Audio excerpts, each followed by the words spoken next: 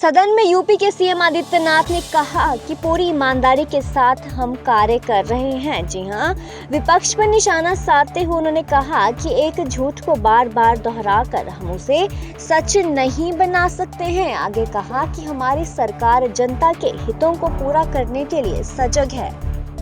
मत्स्य संपदा योजना के अंतर्गत मछुआ समुदाय से जुड़े भी जितनी भी उपजातियां हैं, उन सब के कल्याण के लिए केंद्र और राज्य दोनों सरकारें पूरी संवेदनशीलता के साथ, पूरी ईमानदारी के साथ और पूरी प्रतिबद्धता के साथ कार्य कर रही हैं।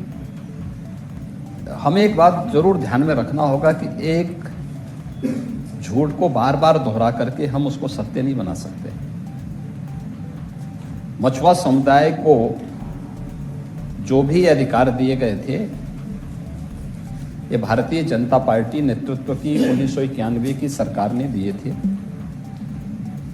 बाद में हो सकता है कुछ सरकारों ने इसमें कुछ संशोधन किया हो, लेकिन शुरुआत वहां से हुई थी। दूसरा, जब माननीय उच्च न्यायालय ने इस पर रोक लगाई और फिर एक पॉलिसी बनाने के लिए कहा, उस पॉलिसी के अंतर्गत वर्तमान में प्रदेश के अंदर खनन के सभी पट्टे आवंटित होते हैं, बाकायदा उसकी निविदा जारी होती है, टेंडर की प्रक्रिया पूरी होती है और उस कार्यक्रम को फिर व्यवस्थित रूप से आगे बढ़ाया जाता है। माननीय न्यायालय हो या फिर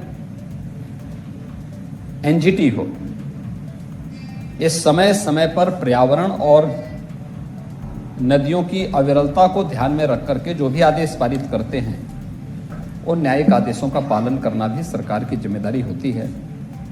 सरकार न केवल मछुआ समुदाय से जुड़े हुए सभी तबके के हितों के लिए, बल्कि पूरे प्रदेश की 25 करोड़ जनता के हितों को पूरा करने, उनका संवर्धन करने के लिए पूरी सजग है, सचेत है।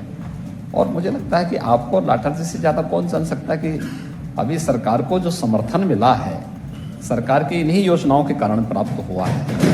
कम से कम इस समर्थन का तो आप लोगों को सम्मान करना चाहिए कि भारी बहुमत से 37 वर्ष के बाद एक सरकार फिर से रिपीट होकर के यहाँ पे थंबिंग मेजॉरिटी के साथ फिर से सरकार बन रही है। 5 साल धमाकेदार तरीके से काम किया है और फिर से रिपीट होकर के हम लोग आ रहे हैं। जन समर्थन का इससे अच्छा उदाहरण और क्या हो सकता है। इसलिए आपको कम से कम उस जन समर्थन का सम्मान करना चाहिए और सही तथ्यों को सदन में रखना चाहिए।